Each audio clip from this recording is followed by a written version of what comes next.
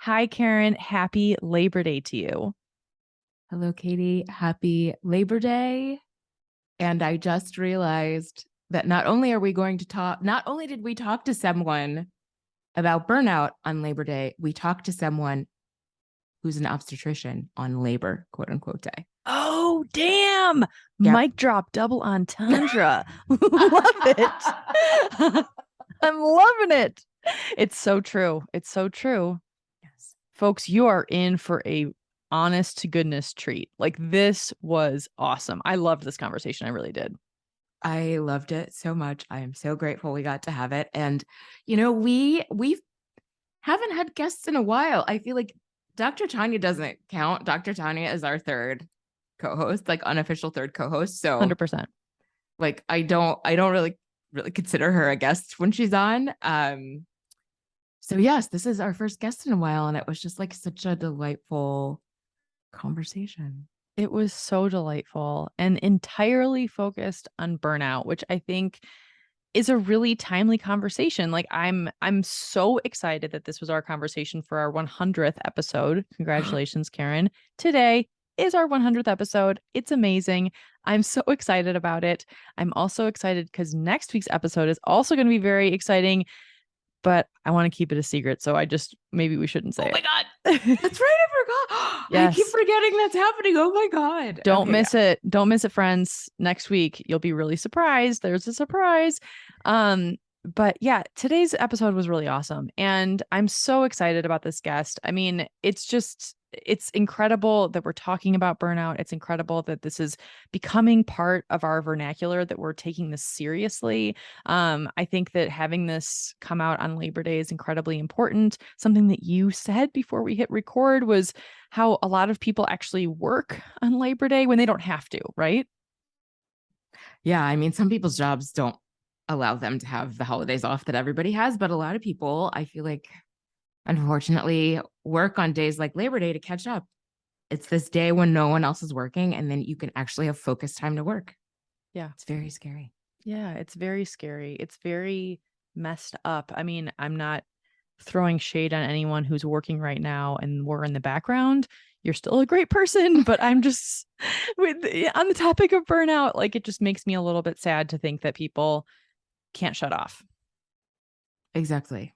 And feel like they can't take time for themselves and that the world is nonstop, which it is. And I think the more of us who are talking about it and the more of us who are setting boundaries, as Dr. V talks about, and fight back, the more there will be this wave of changes in workplaces. But until that happens, sometimes you just gotta go. Yeah. You just got to go. You just have to say no. Like she says, she talks about, Dr. B talked a lot about boundaries in this conversation.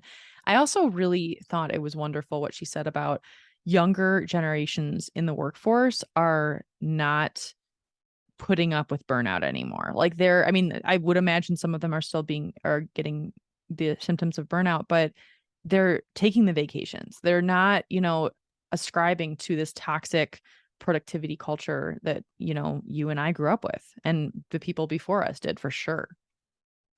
Yeah. And I it's interesting because I'm, as you know, currently in a relationship with a millennial who gets very angry when I don't make this distinction between older millennials and younger millennials. Oh, wow. So, Really? yes, older millennials are just like us. They're just like, I mean, you're technically a I'm millennial. technically an older millennial. I mean, I'm 81, so like depends on what, chart you look at on Google, but like yeah, some of me Totally. some charts are I'm Gen X and then some are I'm a millennial, but it's like within months. But yes, I'm definitely Ex- an older millennial if I'm going to go into that camp. yes. And I feel like the younger millennials and Gen Z are really the ones who are just like, my work is not my identity. It is meaningful to me, but it's not all of who I am. I am a human being. I'm a whole ass person outside of work. Yeah, we have a lot to learn from them. Yes, and I think it makes me so happy to see that change. Like I definitely work with a lot of people who are Gen Z, not even millennial, and yeah, taking off at a decent hour at night, and they're doing, I'm trying to learn from them. I really, really am, because I don't think that was ever modeled. And I think they're just creating a new model. And I think that, yeah, it's just exciting. I think it's awesome. And hopefully in the next 10 years, it will become, like unlimited vacation policies where there's mandatory, minimums that you take, and like stuff like that will just become normal. Whew, the utopia. I often, I've taken to calling it the utopia of 9 to 5, the movie. Oh, like the Dolly Parton movie? Yes. Wait, you've seen 9 to 5? Oh, Katie. Shit, Wait, have I we talked know. about this? Oh No, we no, have we? haven't. I haven't seen Harry Potter, and I haven't seen 9 to Oh 5. my God, I I need feel. to see it this weekend, like legit. I will. Or I don't know if I will, but I promise I will in the next 2 months. Oh my God. Wait, there's something else you haven't seen where we had. Okay, anyway. In the movie 9 to 5, spoiler alert, there's a section where they take over the office. Lily Tomlin, Dolly Parton, and oh my God. Jane Fonda. Thank you. Jesus. Yes. Well, that was scary. Take over the office, and they like start a employee assistance program and have daycare and all these things. And it was just like in the 70s, this was just like some radical feminist insanity. And I just feel like someday we will take over and we will create workplace policies. And those of us who actually give a shit about people will make workplaces non-toxic and safe for everyone, safe and respectful for all kinds of people. Yes. I love that. I love that that's what they did in 9 to 5 in like the mid 70s, whenever that came out. That's amazing. That is so amazing. And I think it's also like it's so incredible, Dr. V. It was either before we hit record or after, it was, in our recorded conversation where she talked about there are some progressive companies that are allowing people to work 12 weeks and then take a week off, and then work another 12 weeks and take a week off. So that's a month long, that's a month of vacation. That's 4 weeks of vacation a year. And it would be great if that's even more possible, like even more flexibility than that. Like that seems amazing. Agreed.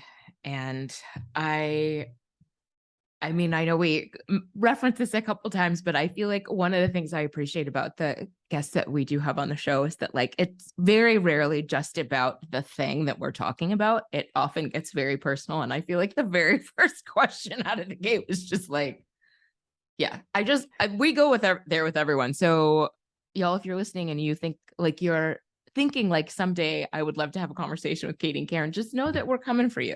You're not just going to be able to talk about like what you think you're going to talk about. Oh, absolutely not. No, it was within like minute 3 that Dr. V was like, I think I might cry. We were like, welcome. Yeah. Welcome. You are now in the group. Yes. Yeah. Like, yeah. Dr. E. Benita Bernardo is a board-certified OBGYN and a fellow of the American College of Obstetrics and Gynecology. She has delivered hundreds of babies and seen thousands of patients in her office in private practice. She currently serves as a burnout consultant specifically for physicians, but she may branch out. And you can hear her on her incredible podcast, Office Visits with Dr. V, and as a recurring guest on It's a Matter of Your Health with Dr. Bland on Sirius XM. Enjoy, Dr. V.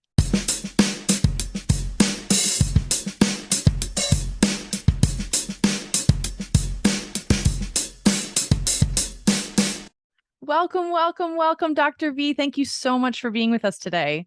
Oh, thank you for having me. It's so funny. It's so wonderful to see you. And we're like all smiling and happy. And we're about to talk about like one of the most depressing things ever, though. In a very hopeful, I feel like this is good for all of us in a very hopeful way, but it's a downer of a topic. It's important that we talk about it so people recognize it and they can change it. And they can change it and they don't have to feel stuck. So I'm excited. I'm excited to share this with your audience. Yeah, this is so great. I was so taken. I know we talked about this before we pressed record, but I was so taken, Dr. V, with the fact that your actual title, one of your many titles, is burnout consultant. And I would love to just know I would love to know a little bit about how you came to this work. Like what was, what inspired you to kind of have one of your focuses be burnout? Like how, if you could tell us a little bit about yourself. Oh, absolutely. So I am a recovering burned out physician, which actually led me to become a consultant. So I'm an OBGYN. I've been married. Our anniversary is in 4 days. So we've been married 18 years. I've got two Oh, kids. And unfortunately, I didn't get to spend as much time with them as I wanted. And I was just tired a lot. I love taking care of women. I love delivering babies, doing surgery. But, when you have to get up at night to do your job, sometimes that wears on you. And so um, I just really struggled for several years. And it probably took me 5 years before I recognized that, well, before I had the courage to make a change. And so I originally wanted to leave full-time private practice to practice something called lifestyle medicine, which actually helps patients manage, treat, prevent disease through lifestyle. So sleep, diet, exercise, stress management, those things. And as I started to work in the field and I got certified, I was like, I really needed to know all of this as Dr. Bernardo, Dr. V. I needed all of this implemented in my life. And there really was no room for it. Like I didn't have time. I didn't feel like I had time to exercise. I wasn't getting as much sleep because I was working a lot. And so it really just kind of naturally evolved. When you're starting a business, they say you have to niche down. I'm not a business person. And so when I really kind of thought about it, a good place to start was with burnout. Thank you so much for that. And I just want to drill down because I love that I think you used the word courage about making a change. And I don't know if you can talk about that a little bit because it takes a ton of courage to recognize what's going on and decide you're going to do something about it. And right, like people's Wow. expectations of you. So I don't know if you can talk a little bit about that. Oh my gosh. The way you just said that, I don't even know if I've ever used the word courage. That I don't know, that just kind of made me want to cry. Like, We do that a lot on this we podcast. do. Please We're crying all take a the time. moment. uh, um, just a little backstory. So I always wanted to be an OBGYN, but I never kind of added like the kids in there, the husband in there, the life, and just having fun. I didn't include all of that. And so when I got to the end of the road, it was like, man, is this it? And I'll just give you some insight into the culture of physicians. I don't think of myself as type A, but a lot of us, and probably me included, we're type A. We want to check off boxes. We want to be the best. We don't want to ask for help. We don't want to admit failure. And even sometimes admitting that you made a mistake is a liability. Like you feel like you can get sued, right? So it was tough. On top of that, my husband and I decided that we didn't want nannies raising our children. Nothing against that if that's what you do, but we wanted one of us at home. So I made more, so I became the breadwinner. So now that I'm talking about leaving my job and my husband hasn't worked in years, it's like, what the heck are we gonna do? Now he's an IT guy and he does investing. So I gave him a running start to kind of get those things going. But yeah, when you talk about courage, and I'm spiritual, I'm a Christian, I felt like God was telling me to come out of that. And it probably took me 5 years to get the courage up. I had 3 coaches. I did everything at work. I had, all of the products that help you do your notes.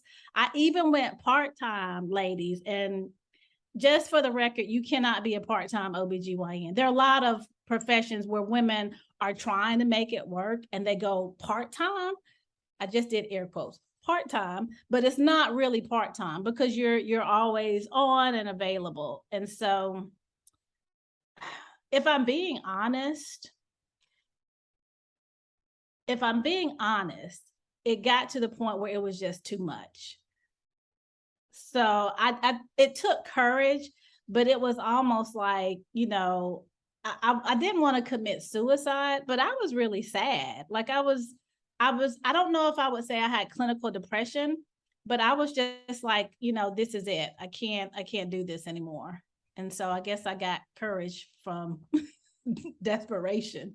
Yeah. Thank you so much for sharing, Dr. V. I just so appreciate your vulnerability and your authenticity and being willing to go there with us, because this is what I definitely connect with. I'm sure a lot of people connect with. Mm-hmm. And your story, it's so interesting. I so many things about what you just said. One of the things was that there was this you kind of got there. Like, you became an OBGYN, you have a family, you have a husband, and then you're like, that's it. Like, that is, and then you realized that, like, it sounds like you realized that this wasn't the right thing that was, like, speaking to your heart. And I think that that is so interesting because, or there's a different path that it sounds like you wanted to go Yeah. into. And, and it seems like, and what you say in terms of, you're not sure if it was courage, but might have been desperation. Like, I think those two things are so closely linked, because I think that, like, in some parts, like, what are those quotes? I can't bring it up perfectly, but, like, people don't change when things are going perfectly, like, people don't change, or That's a great point. they don't change. Like, people, I mean, I don't, for sure. And, like, I this is awful, but, like, I have definitely heard this said before, where one of the 3 Ds needs to happen for a major life change to happen: divorce, death, or disease. And it's like, and the fact, and that's also, like, obviously not entirely true for everyone, but, like, it's really interesting because it sounds like you had the foresight to be like, okay, maybe those things aren't happening, but you're making a change, you're making a shift, and, like, now you're inspiring so many other people. And I guess, I am so deeply inspired by what you're doing, and I would love to definitely talk more about your story, but I also would love to know, burnout is such a hot topic, it seems, right now, right? Like, what is going on? Like, if you're someone who is in this, this field, and talking to people who have burnout. And I'm so excited to hear about the burnout series of your Office Visits with Dr. V podcast that's coming up. I would just love to know, when you started, when you kind of made that transition, and you're like, okay, I can't do part-time, I'm going to be a burnout consultant, I'm going to focus on this. What was surprising to you? Like, is there something around, like, why it's a hot topic right now? Because I feel like no one was talking about this even 10 years ago, right? Yeah, no. No. And honestly, in the medical community, we're still kind of ramping up. We're still on the runway, just starting to take off to really address this topic. So for me, COVID, right? I call it my COVID epiphany. It's like I stayed at home with my kids and my husband. We got video games. I mean, not video games, board games. And we were having fun. And I'm like, you know what? I want this. I want more of this. And I think, hands down, not just doctors or people who were working in the medical field felt burnout, but I think all of us got a chance to slow down and realize that we're just doing way too much. And the things that we value and hold important don't take are not at the top of our list of priorities. And for the medical community, which is, who I come out of, COVID by far, hands down, just showed people that, we've got to take care of our providers. They really did have to take care of providers because they were working nonstop, and they were, literally on the front lines of this war against this novel virus that was killing people, right? And so they had to put things in place to address mental health and to address people getting sleep and taking time off if possible, So it's a hot topic because I think we've gone through COVID. It's always been something that's been there. I mean, people commit suicide, people divorce, people, get depressed, they become alcoholics, they turn to drugs. Like this has always been a thing. It's always interesting. I mean, I don't know if you guys have traveled abroad or talked to people who live in other countries other than America. It's like people don't live like we live. Like this whole like 9 to 5 and, taking work home and, constantly available. People just like work is good, but it's not everything. And for us, it seems like work is our identity. Work is who we are. Work is what pays the bills, which is very important because we have to have, the shiny car and the nice house, and the kids have to go to school. And don't get me started on these $300 tennis shoes that kids are now wearing. I'm just saying, like, they're Right. like, they expect to wear $300 tennis shoes. I'm like, well, what's wrong with the ones at Foot Locker and Finish Line? Like, well, no, everybody's wearing Jordans. Nobody wears those. And I mean, like all kids across all economic spectrums are, okay, this is a tangent. I'm going to stop. Oh my God.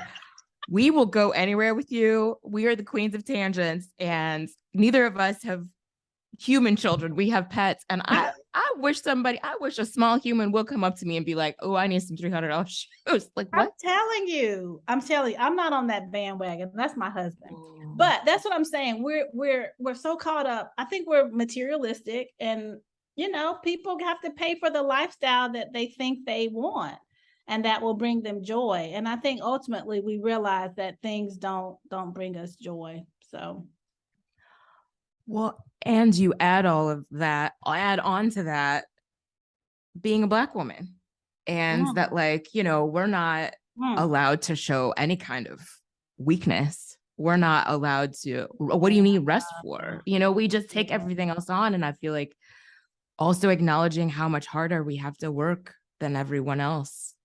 Like, there's all this invisible emotional labor we do. I don't think we don't talk enough about it. I'll be honest, like, I didn't even realize that was a part of my makeup. I do remember my father. He's in his 80s. So, he was in the sit-ins, right? He went to North Carolina A&T, where the Woolworths, the sit-ins. So he participated in that. And he just always said, you have to be 3 and 4 times better. You have to be 3 or 4 times better. And so I don't even think that I've tried my best. I was excellent, and it was very important to be the best. And I guess that is kind of a persona that I took on. And so when it's the whole Black woman thing and you can't show this and show that, I mean, it was just a part of the culture of excellence. I mean, when you're trying to achieve excellence, there's certain things that you feel like you can't show because it's a sign of weakness, which is flawed thinking. Definitely flawed. I think it's so interesting what you're saying, Dr. V, and the idea that you can't show weakness. Like, it feels like not being able to show weakness could be a direct connection to burnout. Do you think? Like, is that? Oh, gosh, yeah. Yeah. Perfectionism. Yeah. Right. Yes. Because Absolutely. because it's like you're not able to admit it to yourself, but also you can't admit it outwardly, like it's, and then it just chips away. That actually dovetails perfectly into my next question, which are, what are some of the signs of burnout? Because I think there's, I feel like burnout is a conversation that I'm having with a lot of people in my life, and I hear about a lot.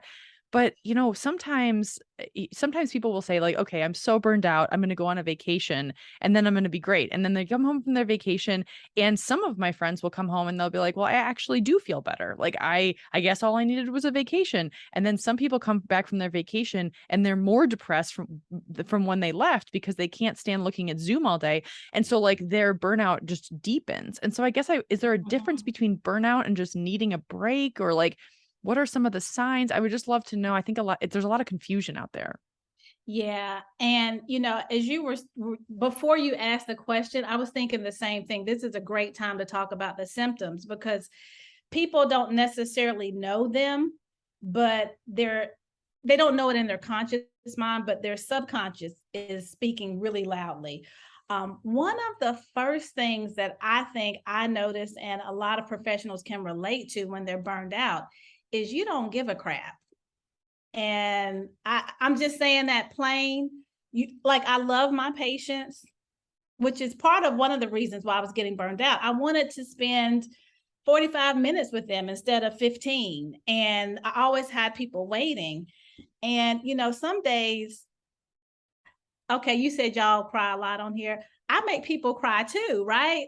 But I was just like, oh man, you can't cry right now. I've got like 3 people waiting, and it was just like, and I on the outside, I felt like I still displayed empathy, but on the inside, I'm like, and I hate to admit that. But you just kind of get annoyed, and the quality and the being productive suffers. A lot of people are depressed. They may not see it as depression, but they have a depressed mood or a low mood. They're starting to pull back from doing the things that they love. Fatigue, just being tired. And not everybody is an OBGYN and has to take call and be up at night. So people who even are on Zoom and, are really just kind of discontented, they, is that a word, discontented? They're I don't know what the word I'm saying is. That's wrong. That's wrong. You're perfect. You're perfect. But even the people who are like just kind of unhappy, and they go to sleep, they're just not rested because, that mental stress is always there. The other thing, there's some things in your body that manifest. You can start teeth grinding. That's one thing that y'all, oh my gosh, I can't tell y'all how much money I've spent in dental care. I didn't know this was a sign of stress, but apparently I was grinding my teeth and I had fractured some of my teeth. And during the pandemic, right, the dentists are, you could not go to the dentist. So I had problems. So grinding your teeth, sometimes, being sick a lot or getting headaches. You can have what we call somatic symptoms. Like there are things happening in your body and you can't explain, why do I keep getting headaches? Or, why am I always feeling like I've got, a runny nose or a cold, So stress does affect the immune system as well. Yeah. So, oh, go ahead. Yeah, no, I was just going to say, I hope people see that there are some signs there that they can identify with. And you asked what the difference is. Some people can rebound from it, and some people can recognize it and get over it. Well, not get over it. They do need a break to regroup and to be productive. But when this is a chronic problem and you see that it is starting to progress and there's really no light in the darkness, that's when that is a difference between just needing a break and being burned out. That it's that hopelessness. That's the word I'm looking for. It's that hopelessness that makes a difference. Do you have any tips for people? I'm trying to think of how to frame this question, because I feel like when you're in the day-to-day of your life and you're just like grinding every day, you might not realize, oh, I'm sick right now. I was sick 2 weeks ago. I had a headache 2 weeks ago and I never get headaches. Do you have any tips for people like, okay, pause and think, how do you feel right now? Or should we be tracking how we feel? Right. Should we be journaling about, I just think, like I said, in the grinds of it, you might not realize these things are happening. Right. Yeah. So awareness is extremely important. Something that I believe to my core and that I share on my podcast and every podcast I go on, your spirit knows. Your subconscious, whatever you want to call it, it knows that it's not happy. It knows that something is off. And so how do we have to start listening to our intuition. You will eventually get to the point where you feel so bad that you'll start recognizing that you have a problem, right? But deep inside, even though you're grinding. I think for me, I think the fatigue was just too much. And look, as I got older, I'm in my 40s now. It's like I couldn't hang like I used to. But the other thing too is I had my children reflecting back to me, and I could tell that, they weren't used to me being around, which is sad, or they would go to their dad for things. I was also trying to be super mom. So I was working at home and I'm like, okay, I want to be mom. So I'm going to come home and cook and and help with homework and all of this stuff. But yeah, I could just tell that, or my kids would say things sometimes that I'm just like, yeah, they recognize that I'm tired and I'm not in their lives the way I could be. I'm not going to say the should word. I'm not going to be shouldn't. But, no shouldn't. Yes. No shouldn't. Yeah. So hopefully there's someone in your life that will reflect that back to you. That, hey, you know what? Something ain't right. Have you considered what's going on? I love that. If you're lucky enough. I love the idea that someone in your life can reflect it back. I think it's also like such a gift to get that question from someone. If you have a friend that's like, do I seem more stressed? Like how, or maybe if you could ask that to someone else and like really in a safe space or a safe relationship. And maybe it's something where like, if listeners are thinking, well, am I burned out? I'm not really sure if I'm burned out. Maybe they can have like a little buddy that they text and just say like, how are you doing? And maybe there's, over a 2-week span, kind of like track how they're feeling. That could be something that could be, helpful and nurturing in terms of like building a community with someone. Right. One thing though, Dr. V, that I have to say, and I'm honestly not trying to be negative, but there's something I hate saying this, but there's something to be said for a normalization of burnout. Like there's like I don't want it to be normalized, but like there is this horrible toxic, narrative that I wish wasn't in existence, but it's literally in existence on like shirts at Target. That's like, I'm tired. I need my wine. I need whatever, like that kind of, I have a problem with those Target shirts. I really do. It's a whole thing. I should talk to their marketing department because it's messed up. But anyway, the point is that like, I think the thing is, and not just Target, I'm not just writing on them, but like, this is actually really a thing. Like there is this, there's not always, but in some circles, there's a competitive exhaustion, like, it's like, oh, I'm just so tired or I'm so busy or I'm whatever.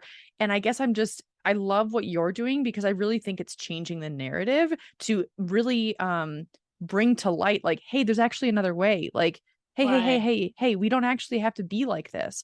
I think that, for people who are listening to this thinking like, okay, that's all well and good. I would love to be, listening to my intuition, but I have 75,000 things that I'm doing.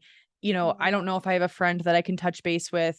What would you say to those people who are really in it? They're in the hole. They're in the burnout hole. Like, is there anything that they can do that's just small, incremental that like maybe would help them feel a little bit better? Yeah. So you're absolutely right. There's this hustle and grind culture, sleep when you're dead, that kind of culture.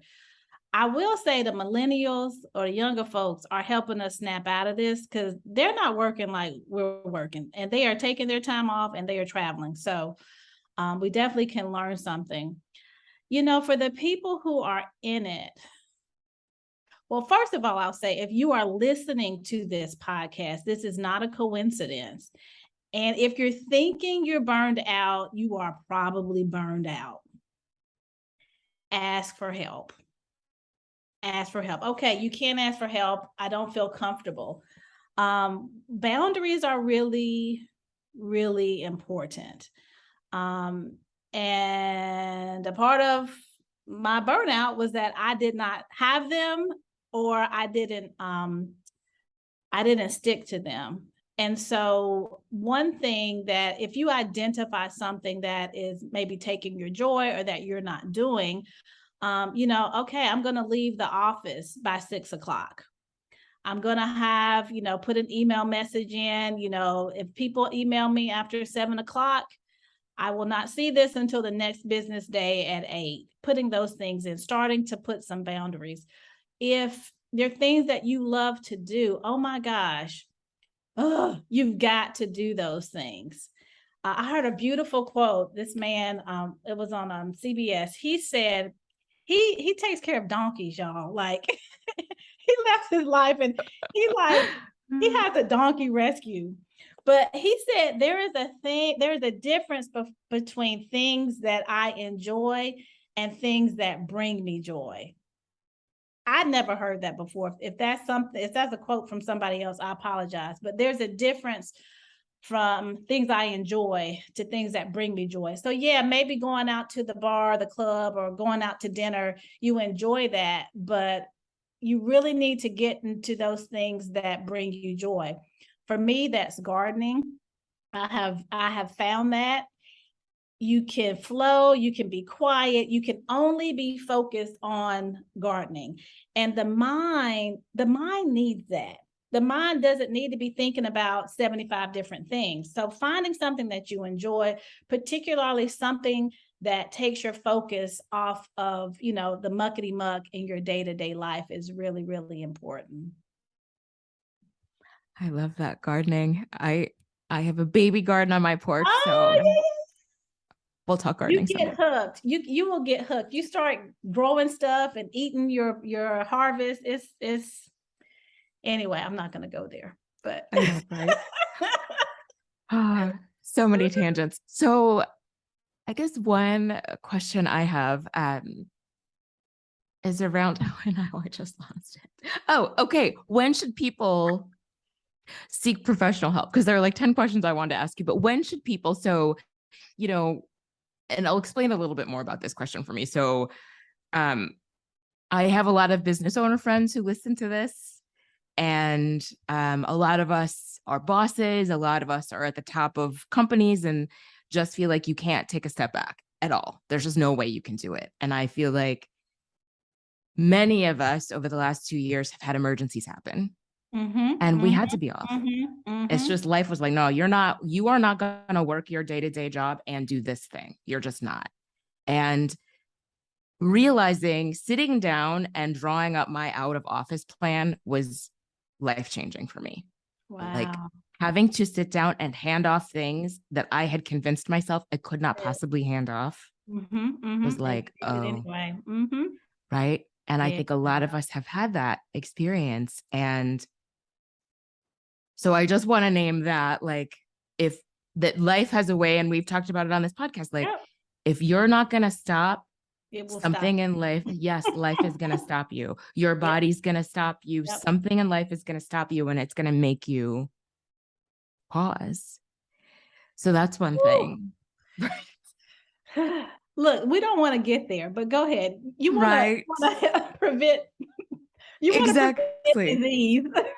Right. Exactly. So yes, prevention. We'll talk about prevention next. And I think, I feel like I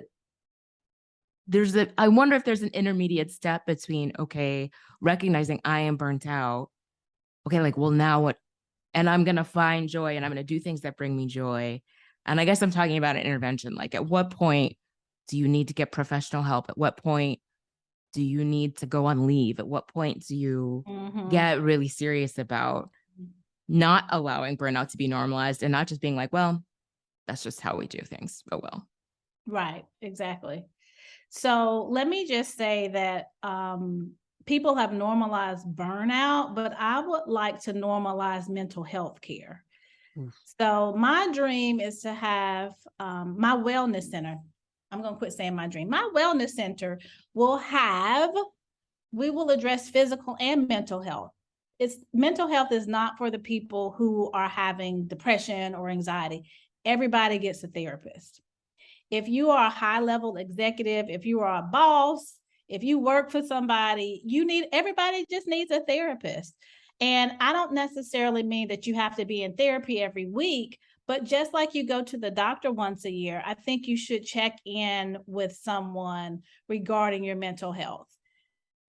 Insurance doesn't cover it like it should, but you should consider having someone that you touch, that you have to discuss just how are you feeling, because you're right, we don't always know that we're in danger. But some of the things that I have seen, I mean, and we're going to talk real, people are contemplating suicide. Right. So there's the term suicidal ideation, where you're thinking about, killing yourself, and people think, okay, I'm going to, that means that I'm going to get a gun and blow my brains out. But it starts with, would anybody miss me if I'm gone? What if I just didn't come back? I mean, just like little thoughts like that. If you're having any of those thoughts, another one, I forgot about this one. What happens if I'm driving and I cross the line? What would happen? A lot of people commit suicide by car accident. Yeah, they do. They just swerve out. And I've had patients who've had that thought. So if you're having any suicidal ideation, obviously, it definitely is time. The other thing is if your work is starting to suffer. So if you're potentially going to be a danger to others, or maybe you are disruptive in the workplace, I mean, usually somebody's going to tap you on the shoulder and say, are you okay? And it's unfortunate that it has to get to that point, but definitely you should ask for help. If someone in your life that you trust and love says, maybe you need to talk with somebody, that is usually a sign that you're not aware of what's going on with you mentally. It's, as a physician, I've seen it a lot, especially like when menopausal women, we get hot, our moods are all over the place, and they're like, oh, I'm fine. I'm like, well, what would your husband say? Or what has your partner been saying? Well, they're saying that I'm blah, blah, blah, blah, blah. And I'm like, yeah, you might need to listen to them because your awareness may be off. The other thing too, and this is kind of the direction I'm moving in, because I think that it is at the heart of wellness, is if you feel like you don't have a purpose in life, or you don't know what your purpose is, or you're not feeling fulfilled, that is usually a sign that you're probably off course and you need to correct that. And oftentimes you need to talk that through with someone. Maybe it's not necessarily a therapist, but maybe getting a coach to kind of just talk through some things, because I really do feel like we see dis-ease when people are not fulfilled and they're not living the life that they were created to live, or doing what they were created to do. I think we all have a purpose. And I think if you're supposed to be a writer and you're, a receptionist at a job, nothing wrong with that. But if you're not writing, then I think at some point your spirit feels the disconnect, and you feel that that you're off track. Long answer.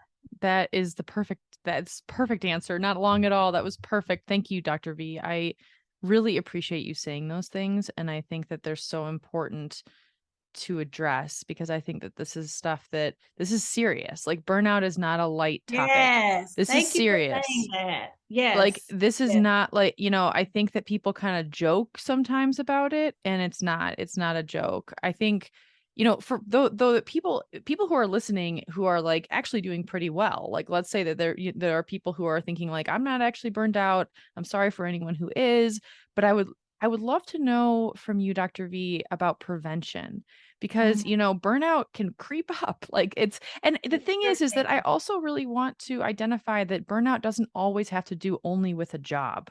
Like burnout could be other things. It could be caretaking. It could be, Yeah. like living in the place that you're living and it's not working, or being around people or family or friends or something that's not working. Like I guess that's my definition of burnout is it doesn't necessarily only have to do with career. But I would love to know prevention techniques for people who are maybe feeling a little bit burned out and not yet to the place of needing professional help. And for people who are, actually doing great and jumping over rainbows every day, but would love to know how to prevent it. Right. Absolutely. Real quick, backing up to what you just said, this is serious. I don't know what September is. I think Suicide Prevention Month, I think, in the medical field. I don't know if it's for everybody. Probably it is. So this is going to come out at a perfect time because, this can be a life-threatening condition, right? So yeah, prevention is huge. You really have got to be intentional and set your life up to allow you to care for yourself. I mean, self-care is also a hot topic now. One thing that I realized that I didn't do is that I didn't take time off. I was never organized enough to plan my vacation way ahead, right? So, and I have to reschedule patients. So I was constantly working. And when I left, I had, I think, 236 hours of vacation that I had not taken. Like, yeah, it rolled over. But yeah, that's so prevention. Take a break. Go ahead and just schedule it in. There are some companies that are actually really progressive. You work 12 weeks and then you take off a week. Now, I know that some people cannot do that, but if you can just take a weekend and chill, if you're a stay-at-home mom, give your husband or partner a heads up and say, hey, tag, you're it this weekend, I'm going away, or whatever you have to do.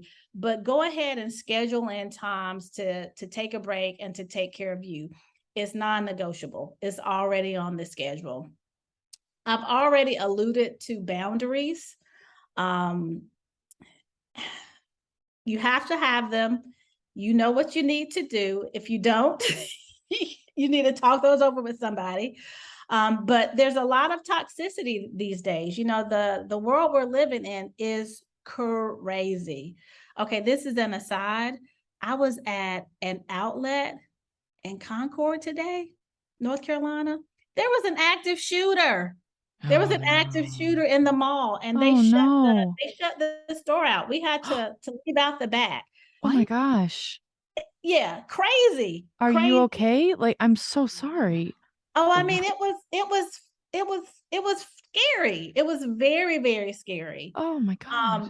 But to some degree, it was a little bit normal. Like people were kind of walking around and like, oh, well. Anyway, the world we live in is crazy is what I'm trying to say. And so if you have to have good boundaries for sure. Asking for help when you need it, delegating. You're a boss, but yes, if you get hit by a bus, the company, your family, the world will continue. So delegating those things that you do not absolutely have to do. Recognize perfectionism. If you are a perfectionist, try to adopt the model that, progress is better than perfection. So letting some things go is really important. Again, putting those things in your life that bring you joy, like that has got to be on your schedule as well. Taking time for connection, right? I think we've understood post-COVID how important that is to connect with one another and to be in community. Lifestyle medicine, that is actually one of the pillars of health, is our relationships. And so oftentimes when we are burned out, we ignore those relationships because it takes time, right? I don't have time to do that because I've got to do this. And so really making sure that you have at least, what do they say in life? You only need 2 or 3 good friends, but that your relationships with your loved ones are nurtured and made a priority as well. Just a few. Those are wonderful. And, I think what I was thinking when you were talking about community, we talk a lot about community. And I think a lot of us, unfortunately, when we're in a bad place, isolate. Our tendency is to isolate and to do the opposite. So fighting that instinct, fighting that urge to just turtle up when things get hard is really, I feel like we talk about it all the time because I feel like it's a constant reminder also for myself, like, ooh, I'm not feeling great. I'm going to not just sit by myself in my house. Right. So I think a way to combat that is to just put it in your life. Like my mother, she loves Sunday dinners. Like we just know on Sundays, the family's going to my mother's house. We do that most Sundays. And it's really not like you really can't opt out of it. I mean, you can, but it's like, nah, you don't want to opt out of it, but it's wonderful. An expectation, right? And so if you have those times, I've seen couples where they have date night, non-negotiable date night is Thursday at 8. Nothing comes before that. So just putting those things on your schedule and making sure that you stick to them, I think automates self-care, which is crucial to your mental health and physical health. This is all everything you're saying is so important. I feel like we could talk to you for like the next 3 hours. Seriously, Dr. V, it's so amazing. I really want to respect your time. I would love to know a little bit about this new burnout series on your podcast. If you could tell us a little bit about that and also where people can find you. I'm sure that so many people are going to want to find out more about your work. Could you tell us a little bit about that? Absolutely. Just let me say, I love my life now. I absolutely love it. That's amazing. And I do. And so part of what I want to get across is that life after burnout is possible, and it's actually better. When we take care of ourselves, when we live on purpose, it is better. So the burnout series is basically kind of what we covered. What are the signs of burnout? How can you prevent it? Hearing people's stories that are burned out, that you most likely will probably recognize yourself somewhere in what others have gone through. I think most people know that something's not right. Sometimes we don't have the language. We don't have the courage to acknowledge what it is. But I think just allowing people to hear what it is, what you can do about it, what it looks like is really simply what I'm trying to do. Is just make people aware of this condition that we think is just kind of, I'm working hard and tired, or, I'm a mom and wife, and this is just what you got to do. So just educating folks. So where can you hear that? I have a podcast, Office Visits with Dr. V. I'm on Apple Podcasts, Google, Spotify. I have a website, Office Visits with drv.com, and you can actually link to the podcast from that. I am also, this is good right now. I'm doing the Miracle Morning. Have y'all heard of the Miracle Morning by Hal Elrod? Oh yeah, I've read. There's a Miracle Mornings for writers too that I've read. I've never heard of this. Oh yeah, yeah. You get up an hour early and you do this morning practice that incorporates all of these rituals that help you focus and feel energized and reach your full potential. Okay, this is a plug for how they're the savers. So you do silence, affirmation, visualization, exercise, reading, and scribing, which is journaling. And so I am currently doing that now on Facebook Live at Office Visits with Dr. V.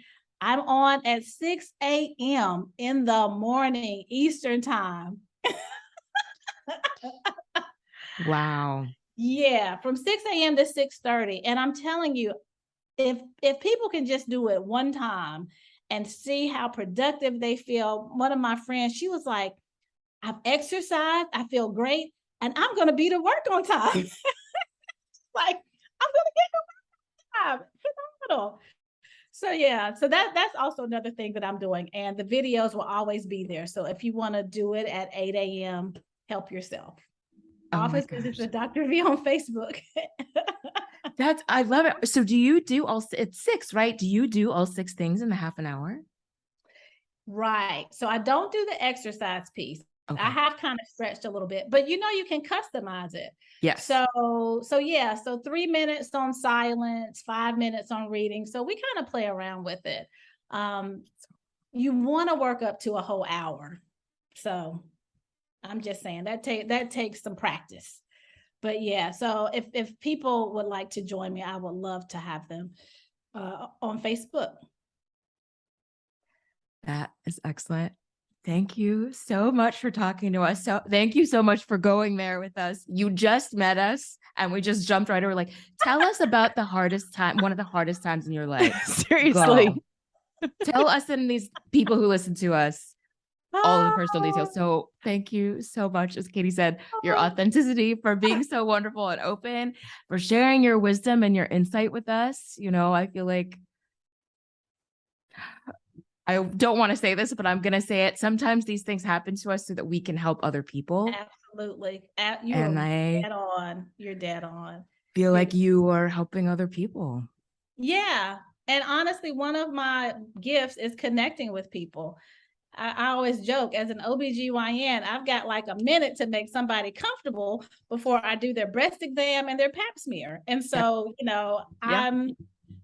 that's one of the things I've always enjoyed, people, and I don't mind sharing, because I'm telling y'all, if somebody would have told me this when I was going through it, it would have been a godsend. It would have saved me like 5 years. It really would have. So thank you for this opportunity. Thank you for valuing this topic to just even talk about it. That's brave in itself. And I know that your listeners will be better for the work that you guys are doing. So keep it up. Thank you so much, Dr. V. And you're welcome back anytime. We'd love to talk to you again. It would be wonderful to check in and see how things are going. Yes. We can be the triplets, right? Yeah. I would like the dynamic duo, but I'm like, maybe I could just jump in there every now and again. That would be fun. We would love that. That would be incredible. Absolutely. And of course, now I'm thinking like, I don't know if you've heard any of our shows with Dr. Tanya Israel. She's a psychologist. And I was like, wouldn't it be great if the 4 of us are on an episode? All right, Dr. Tanya, my gosh. just know we're coming for you. Tanya, seriously, let's make it happen. That would be amazing. Do it. Awesome. Thank you so much, Dr. V. Thank you for your time. We'll see you again soon. Take care. All right. Take care. All right. Bye-bye. Bye.